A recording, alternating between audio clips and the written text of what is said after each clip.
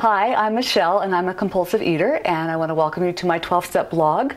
Last week we talked about step number 3, which was made a decision to turn our will and our lives over to the care of God as we understood Him. I was trying to think of a simple way that I could think of what God's will would be for me as I kind of rushed around and did the things that I had to do. And I decided to pretend that God was standing with me, kind of following me through my day, and would I do what I was about to do if He was watching. And it's silly because He's watching all the time anyway, but I noticed that there were things that I didn't want to do. And I had a great week. I was abstinent again for another full week, so I'm at about 13 days of abstinence. I'm excited about that. I weighed before I started today and I was at 189, so I've lost 2 more pounds. Step number 4 for this week is to make a searching and fearless inventory of our lives or ourselves. And this seems like a really hard step for most people.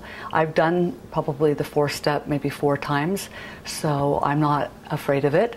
I kind of enjoy seeing ugly things about myself because then that means I can do something about it. It's important when you write the list to not just write the ugly things, but to maybe write some of the good things at the same time. But I wrote a list of attitudes I've had about people, about institutions, about things I've done wrong, lies I've told, just absolutely anything that I've ever done. I talked to a man once, he is a friend of mine, and he was in prison, and he was doing his 4th step, and he said how he did it was he put some 3x5 cards in his pocket, and he would walk around the courtyard. And he would pray and ask that he would be able to remember everything that he'd ever done to anyone, which was quite a long list because he, I think, had lots of issues. And he said that when he got done, he had 72 pages. But he said that the good part about it was that he only had 72 pages and that there was an end to it. And sometimes when we hold those things in our head and they're not on a piece of paper, we think we're just terrible, we're just endlessly terrible. But that's really not true. There's only a certain amount of things that we have done in our lives that have been inappropriate, and once we reach the end of that list, we're at the end of the list, and that's a really great feeling. So I hope that you'll have the courage to work on your 4th step this week. It does take a little bit of bravery, and I'm going to work on mine and see what I've missed or what I haven't thought of that should be on there. Not just what I've missed, but what I've done since the last 4th step that I need to take care of. So to make sure nobody sees your list, it's totally private, and good luck with that. Today for our cooking segment, since today is Halloween, I'm going to make some no-fat pumpkin cookies. And I took this can of pumpkin. It's the 100% pure pumpkin. It's not the kind where you make a pumpkin pie. It's not the one that's already mixed, but it's just 100% pure pumpkin.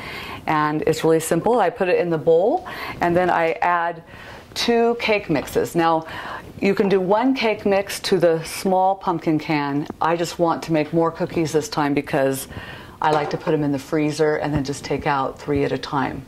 So I'm going to pour this in here. You use spice cake mix, but if they don't have spice cake mix, you can use carrot cake mix is also good with it. So you just want to be able to taste the pumpkin in it. So I'm going to mix that up. Okay, so that's about the easiest cookies that you can make.